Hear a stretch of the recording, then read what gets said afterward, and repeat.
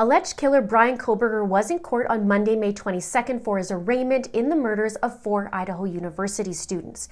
He was supposed to have his preliminary hearing on June 26th of this year, but a grand jury indicted him on May 13th, making his preliminary hearing date vacated. And since the grand jury is something that is done in secret, it would be a sudden surprise to Bryan and 1 month sooner than he expected to appear in court, and thus eliminating his preliminary hearing, which he may have been banking on.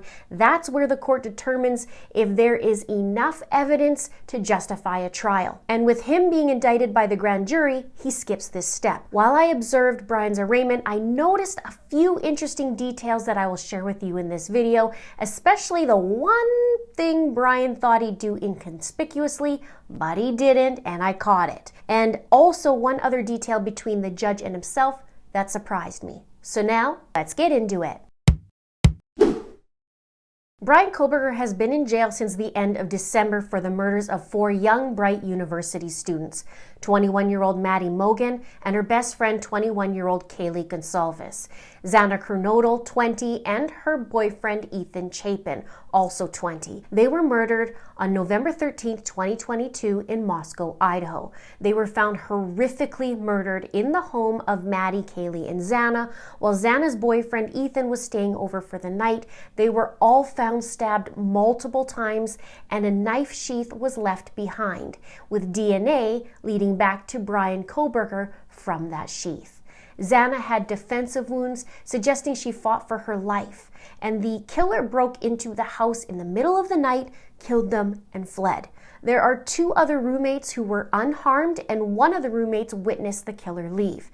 And 6 months after the murder, Bryan sat before the judge for his arraignment, whose last name actually happens to be Judge, making him Judge. How's that for a destined career? In that arraignment, there were a few interesting observations regarding Bryan's demeanor and behavior, along with extra details of what the future dates for his court hearings are and for his trial. But first, let's start with Bryan in court. Bryan entered the courtroom shackled and shuffling his feet to his seat. He did look over at the gallery and sat down next to his attorney, Ann Taylor. And Ann is a public defender. There was some controversy surrounding her a little while back, as Ann was working with Xana's mom on unrelated charges in the past. But Ann withdrew her services the very day she was assigned to defend Xana's alleged killer, Bryan, and Xana's mom said, "I am heartbroken because I trusted her. She pretended that she was wanting to help me, and to find out that she's representing him, I am heartbroken because I trusted her. I can't even convey how betrayed I feel." Ann also represented Maddie's dad and stepmom before the murders, her dad in 2020 and her stepmom in 2022. The concern was there was a conflict of interest, but Ann Taylor wasn't assigned to the felony investigation during that time, according to Ann.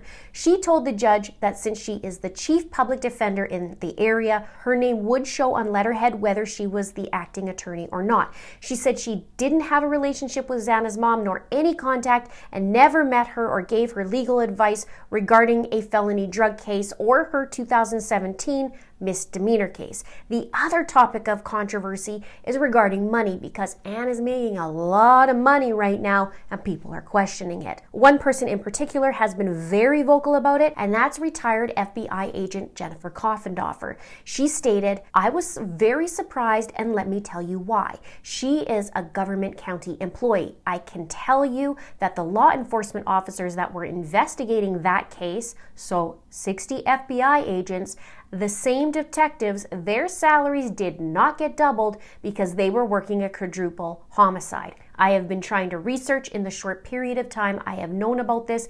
I have never known of something like this to happen with a public defender to have their salary increased. Her previous salary was noted as $119,000 to $172,000, probably depending on overtime figured into that. Now she could be making about $384,000, and that is without overtime, and her co-counsel making $180 an hour for 40 hours. So this is big, it's a lot of money, and I don't understand how they can do it. And speaking of Jennifer Coffendorfer, Jennifer was tweeting about a few things on the case recently, and she talked about Papa Roger, hinting that perhaps there's more credence to it than we thought. And Papa Roger was a profile that was commenting on Facebook way back before Bryan was arrested and was making comments that perhaps only the killer would know, and also teasing a bit. And Papa Roger was thought to be potentially Bryan Kohberger. And although some people believe Papa Roger was related to a manifesto of an infamous incel, I had a different theory, basing it solely on what was before me and those posts in Facebook. And it does connect many dots and many details, and the truth is in the details. You can check out that video at the end of this one or in the description box below. Now, what's interesting is to see the interaction between Bryan and his female lawyer in court. He occasionally looks over at his attorney and shoots her a smile, albeit awkward, and Bryan is said to be a little awkward. And maybe he's even keeping tabs on her from side glancing, and I'd love to talk to some behavior analysts on this one. It would be an interesting topic of conversation. And also, every once in a while, Bryan does some side leering, not just to his attorney, but also it seems like he was trying to see what else is going on in the courtroom. Then the judge reads out the charges. Count 1, burglary, that the defendant unlawfully entered 1122 King Road in Moscow with the intent to commit the felony crime of murder.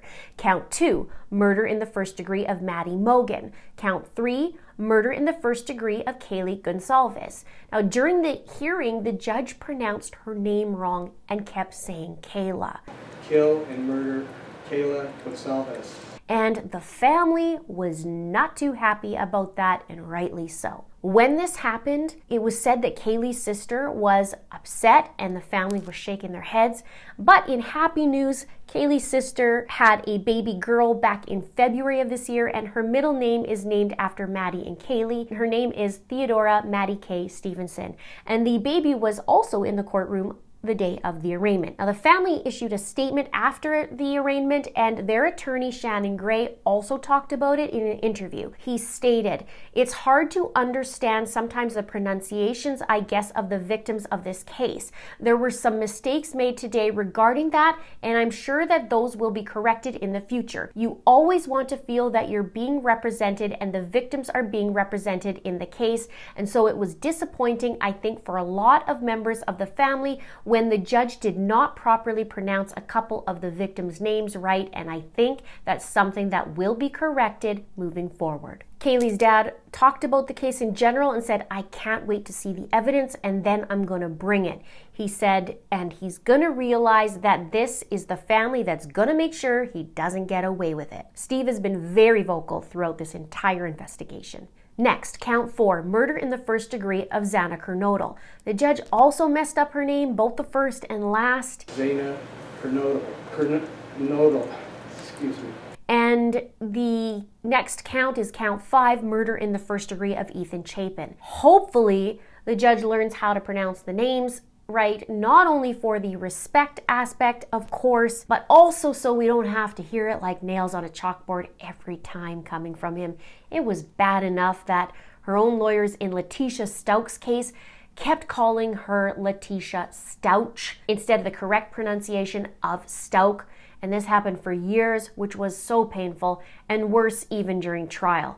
But to get the victims' names wrong is, in my opinion, it's worse. As the judge was reading the charges out loud, Bryan was following along on his own copy of the indictment. Now, this is an important point to remember, and I'll show you why in a minute. But first, when Bryan responded to the judge, he didn't address the judge as Your Honor, which actually is surprising to me. Is it to you? Let me know below. Because with Bryan being a criminology student and was working on his PhD, if anyone, he'd be the one you'd think to know how to address the judge, in my opinion. And probably he does, yet he chose not to. He just answered yes, or yes I do, or no. You understand that?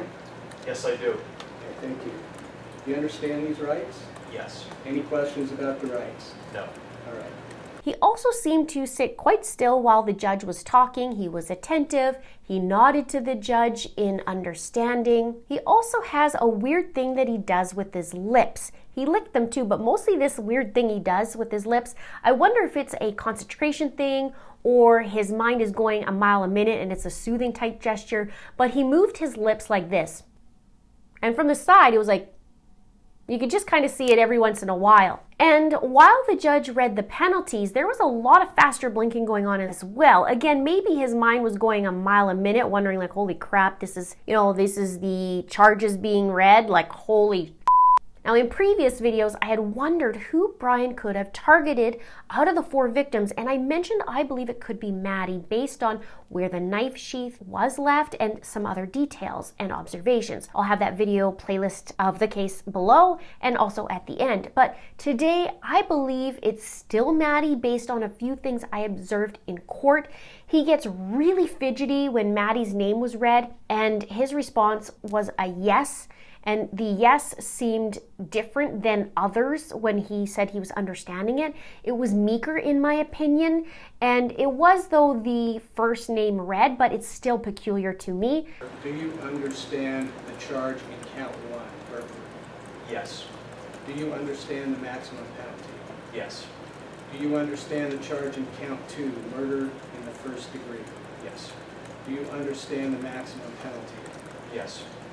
It's the accumulation of details from his previous history that makes me believe even more that it's her, Maddie. One more thing about Maddie. Right before the judge reads out Maddie's charge, and she's the first victim on the page, watch what Bryan does, because he looks back and he gives a little gesture, not really a smile, not really a smirk, not really, just kind of like a, I don't know. I wonder what's going through his head, but just take a look. State of Idaho did willfully, unlawfully, deliberately, with premeditated. A stacking of each observation, a pattern. Also an interesting piece of info, Bryan had photos of one of the victims on his cell phone, and several of them, it was said. They were found when his phone was confiscated by investigators after his arrest, and it was also said that Bryan sent at least one of the messages over Instagram before the crime. And according to the unnamed investigator, they said he slid into one of the girl's DMs several times, but she didn't respond. Basically, it was just him saying, hey, how are you? But he did it again and again. Another lawyer talked about this information, and you may recognize her as she was one of the original lawyers we saw in the Lori Daybell case way back. She said, I understand Kohberger fancied himself as intelligent, but as a criminology PhD student, it should have been abundantly obvious that maintaining pictures of one of the victims could prove to be problematic. Note, he just can't help himself. Even if he deleted the pictures, they could still be potentially recovered. The lawyer said perhaps he was just so arrogant he thought he was smarter than investigators but couldn't help but keep pictures that he could readily access. And that's his MO in my opinion. He just can't help himself. That's his pattern. There's one more thing I noticed that really shows up. He just can't help himself, but more on that in a moment. After the reading of the charges, Bryan had to submit his plea, but instead of submitting guilty or not guilty, his lawyer announced that he will be standing silent. Okay, Ms. Taylor, is Mr. Kohberger prepared to plead to these charges? Your Honor, we will be standing silent. So what does that mean? When the defendant stands silent, there is an Idaho criminal rule which requires a judge to then enter a plea of not guilty on the defendant's behalf, which also means Bryan doesn't have to verbally say whether he's guilty or not guilty. I think it's crafty and perhaps even a power move for Bryan, again in my opinion. I believe Bryan would take great pleasure in this tactic, also in my opinion. So the judge then enters a plea of not guilty on behalf of Bryan. Now, remember how I mentioned Bryan was following along with his papers while the charges were being read? Well, there's one point in the arraignment that caught my attention. At one point in the hearing near the end, Bryan grabs the papers he was reading from earlier and swaps the papers and organizes them in a way where he wanted to look at one page in particular. But he tries to act nonchalant about it leading up to it. But here's why I find this interesting. On page 1, it has the general charges of burglary and lists 4 murder charges in the first degree without the victims' names on it. Plus, at the bottom of the page, it has the detailed burglary charge with the address of the home. And on page 2 is the murder charges for each victim in detail with their names. And on page 3 is just the signatures and the date. But now, check this out. I believe he organized it so he can read the second page in detail, and you see him looking down to read it. He takes the first page off, he shuffles it to arrange it, and I believe that it's page 2. And in page 2, like I said, he'd be reading all the names that he allegedly murdered. Can't help himself, and again, I think he'd take pleasure. So Bryan's trial is now set for October 2nd of 2023, lasting 4 to 6 weeks, which would lead up to the 1-year anniversary of the murders. If it lasts the entire 6 weeks, it would end November 10th, 3 days before the anniversary. The prosecutors have 60 days from the arraignment date to announce if they are intending on going after the death penalty. So if we hear anything, it will be no later than mid-July. Now, if Bryan gets the death penalty and is sent to death row, there's a bill that's passed in March of this year in Idaho that can implement the death by firing squad as an alternative to lethal injection.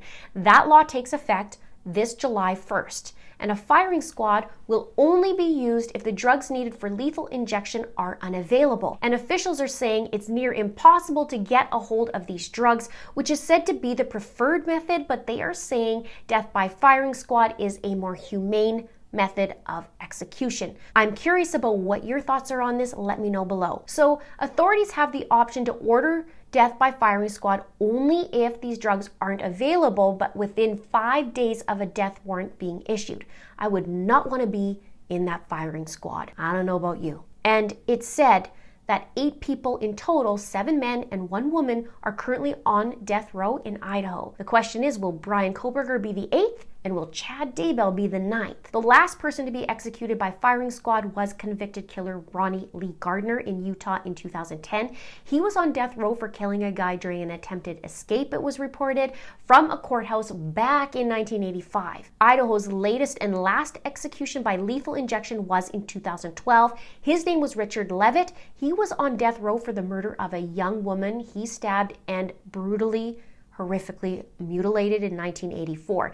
The day before she was killed, though, she reported him prowling around her house, and he maintained that he was not guilty until the end, but evidence was stacked up against him, and there were reports from his ex-wife of some disgusting, gross behavior he'd do. I'll just leave it at that. Now back to this case, the judge sealed the grand jury list of witnesses. Prosecutors said by doing this, it will preserve Bryan's right to a fair trial while also preventing harassment. Because something went down because the prosecution wrote to the judge and said, the state respectfully represents to the court that it has received numerous complaints from potential or prospective witnesses or their families and associates regarding being harassed both in person and via social media. The reports of harassment have included threats as well as what appears to be intimidation. After his arraignment, there was another hearing regarding the gag order in the case.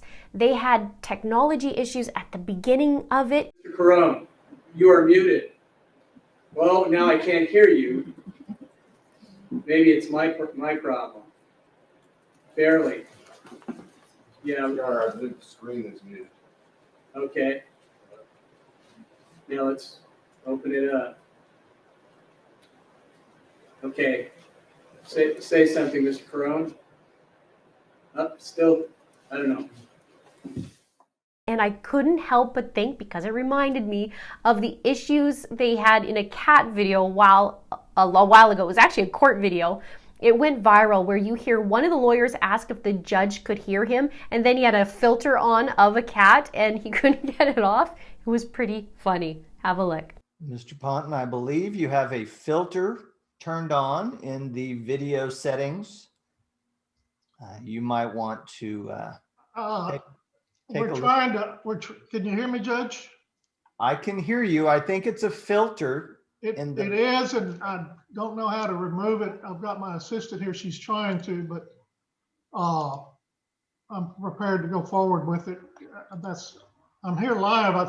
I'm not a cat. So with the gag order, people can't comment on the case and we won't be able to know the extra details or anything new coming out until that gag order is lifted. On February 6th, the Associated Press and other local Idaho media outlets filed a motion to get rid of the gag order and said it was a violation of First Amendment rights. And even though the judge agreed to a hearing in June regarding that and whether or not cameras will be allowed in the courtroom in the future, he had some stern words to say.